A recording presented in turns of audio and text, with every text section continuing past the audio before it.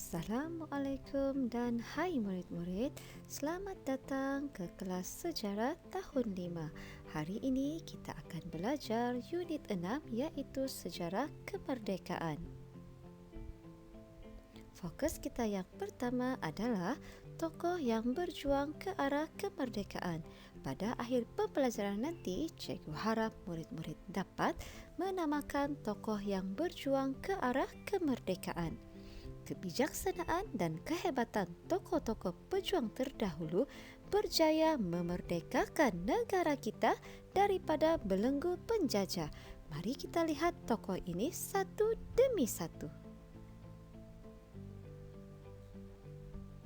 Datuk Ot bin Jaafar merupakan pengerusi Kongres Melayu pada tahun 1946. Beliau merupakan pengasas dan yang dipertua pertama United Malays National Organisation iaitu UMNO pada tahun 1946. Beliau pernah dilantik sebagai Menteri Besar Johor tetapi telah meletakkan jawatan untuk menumpukan perhatiannya kepada UMNO. Di bawah kepimpinannya, UMNO berjaya memaksa kerajaan British untuk membubarkan Malayan Union. Setelah meletakkan jawatan sebagai Presiden UMNO, beliau kemudiannya mengasaskan parti IMP ataupun dikenali sebagai Independence of Malaya Party.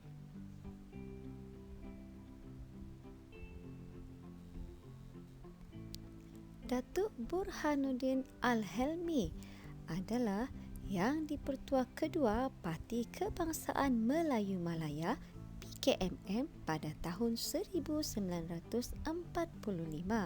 PKMM adalah sebuah parti yang menuntut kemerdekaan penuh bagi tanah Melayu dan menentang sebarang bentuk penjajahan Inggeris. Dr. Burhanuddin telah memimpin Parti Islam Semalaya PAS pada tahun 1956. Beliau juga memperjuangkan konsep Melayu Raya iaitu satu gagasan kesatuan politik Malaya Indonesia. Beliau juga telah memimpin Kesatuan Rakyat Indonesia Semenanjung iaitu KRIS.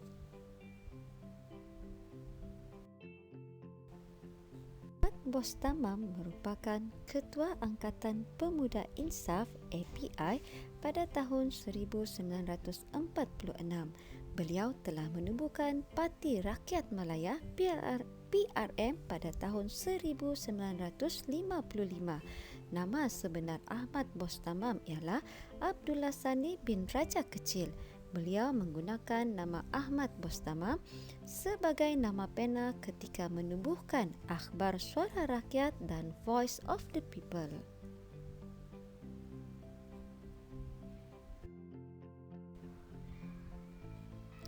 Tunku Abdul Rahman putra Al-Haj Ibni Almarhum Sultan Abdul Hamid Halim Shah telah dilantik sebagai yang dipertua kedua UMNO selepas Dato' On meletakkan jawatan. Beliau juga merupakan pengasas Parti Perikatan iaitu sebuah parti politik yang dianggotai oleh UMNO, MCA dan MIC.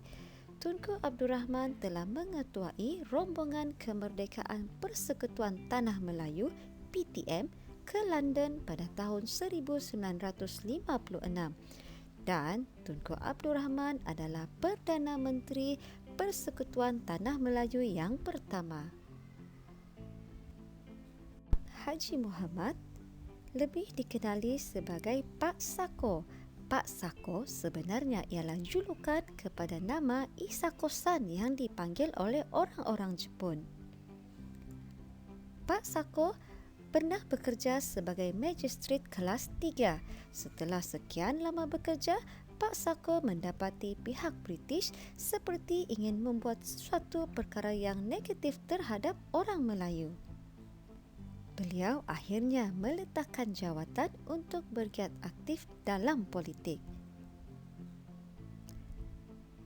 Pak Sako merupakan orang pertama yang bercita-cita menerbitkan Akhbar Utusan Melayu dan seterusnya beliau menjadi pengasas kepada penerbitan Akhbar Utusan Melayu. Beliau juga pernah memimpin Parti Buruh Malaya pada tahun 1957.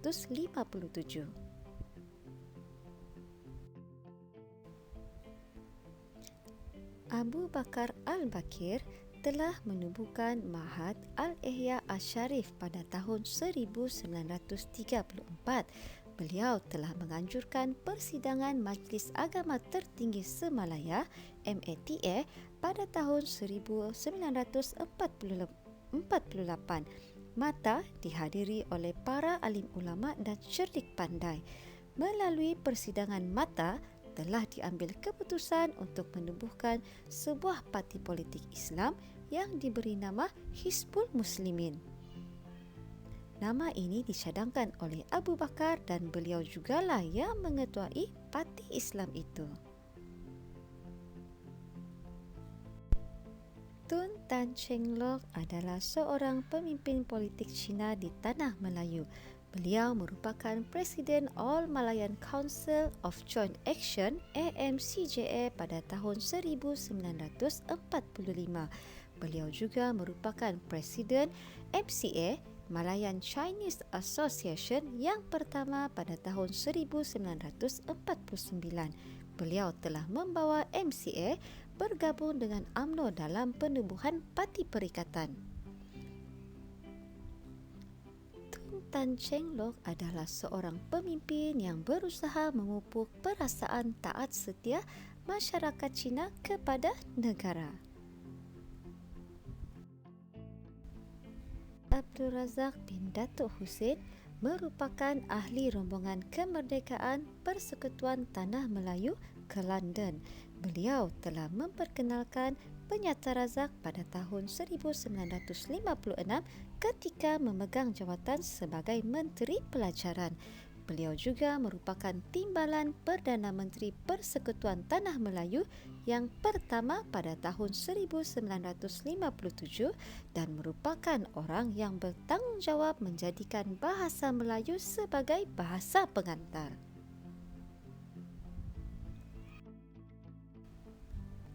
Datuk Abdul Wahab bin Toh Muda Abdul Aziz telah menentang penubuhan Malayan Union. Beliau merupakan seseorang yang memainkan peranan penting dalam usaha menubuhkan Parti UMNO dan telah menjadi setiausaha UMNO yang pertama pada tahun 1946. Beliau merupakan wakil Raja-Raja Melayu dalam rombongan kemerdekaan Persekutuan Tanah Melayu ke London pada tahun 1956 dan beliau juga merupakan Menteri Besar Perak yang pertama.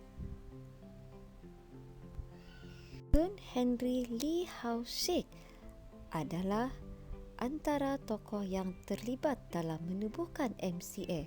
Beliau telah mengetuai MCA Selangor pada tahun 1949. Beliau juga merupakan antara tokoh yang bertanggungjawab memulakan kerjasama antara kaum sehingga tercetusnya idea penubuhan Parti Perikatan. Tun H.S. Lee adalah antara ahli rombongan kemerdekaan Persekutuan Tanah Melayu ke London pada tahun 1956. Beliau juga merupakan Menteri Keuangan Persekutuan Tanah Melayu yang pertama.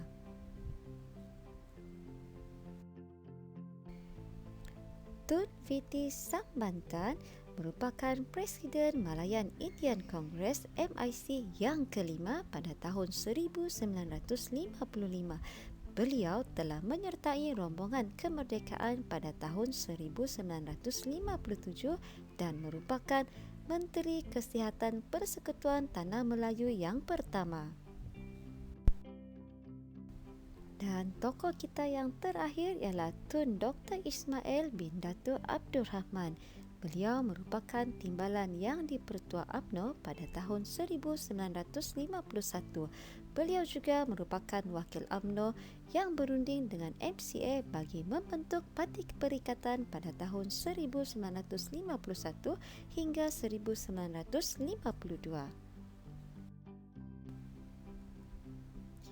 Mari kita teruskan dengan melihat peristiwa perjuangan menuntut kemerdekaan negara yang bermula pada tahun 1942 sehingga Persekutuan Tanah Melayu mencapai kemerdekaan pada tahun 1957. Keperitan akibat dikuasai oleh penjajah menyebabkan rakyat bangkit untuk menuntut kebebasan tanah air. Permuafakatan masyarakat dan pemimpin pelbagai kaum telah memudahkan proses mencapai kemerdekaan Persekutuan Tanah Melayu. Peristiwa perjuangan ke arah menuntut kemerdekaan dimulai dengan pendudukan Jepun pada tahun 1942 hingga 1945, diikuti dengan penubuhan Malayan Union, seterusnya ancaman komunis, kemunculan parti-parti politik, pilihan raya Majlis Perundangan Persekutuan, Rundingan London dan akhirnya kemerdekaan Persekutuan Tanah Melayu. Mari kita lihat satu demi satu. Pendudukan Jepun telah berlaku atau berlangsung pada tahun 1942 sehingga tahun 1945. Semasa pendudukan Jepun, rakyat hidup dalam kesengsaraan. Kezaliman dan kekejaman yang dilakukan oleh Jepun amat ditakuti. Banyak masalah sosial juga ditimbulkan. Ekonomi merosot, ramai yang mati kebuluran, hasil pertanian dirampas, bilangan pengangguran semakin meningkat, ubat-ubatan tidak cukup menyebabkan ramai yang mati kerana penyakit. Disebabkan itu, pemimpin tempatan bangkit menggerakkan perjuangan untuk mendapatkan kemerdekaan.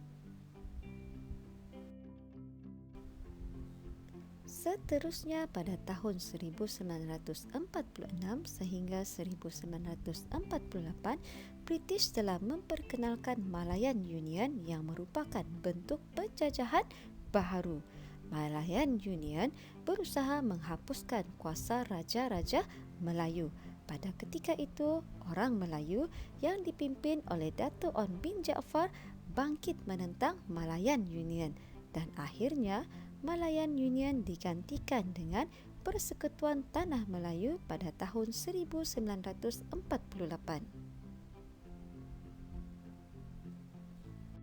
Ancaman Parti Komunis Malaya (PKM) bermula pada tahun 1948.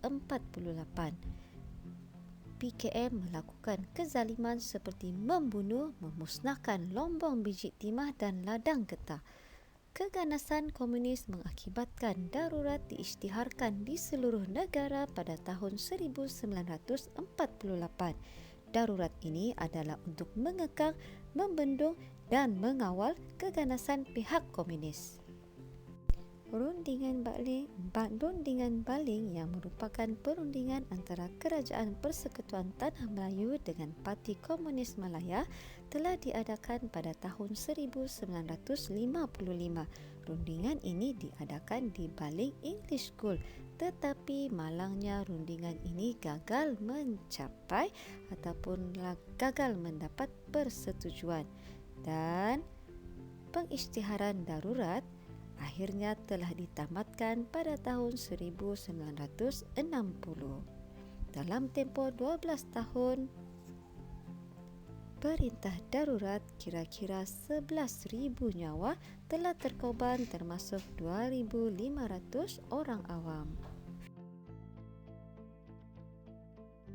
Kita teruskan dengan kemunculan parti-parti politik pada tahun 1945 sehingga 1951. Parti yang pertama iaitu Parti Kebangsaan Melayu Malaya (PKMM) pada tahun 1945 diikuti oleh United Malays National Organisation UMNO pada tahun 1946. Kemudian Parti Malayan Indian Congress MIC pada tahun 1946 juga, Parti Hizbul Muslimin pada tahun 1948,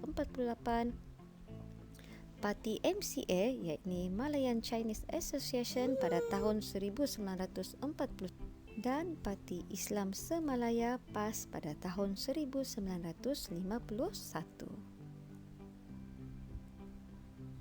Parti Perikatan yang dianggotai oleh UMNO, MCA dan MIC ditubuhkan bagi menghadapi pilihan raya. Setiap parti politik mewakili setiap kaum iaitu Melayu, Cina dan India. Parti Perikatan menang dalam pilihan raya ini. Tunku Abdul Rahman kemudian dilantik sebagai Ketua Menteri dan seterusnya Parti Perikatan telah berunding dengan British untuk mendapatkan kemerdekaan.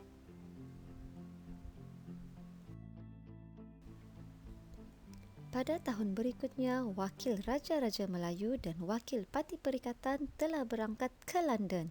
Tujuan mereka ke London adalah untuk berunding dengan British berkaitan dengan kemerdekaan. Dan akhirnya, pada tahun 1957, Tunku Abdul Rahman telah mengisytiharkan kemerdekaan Persekutuan Tanah Melayu.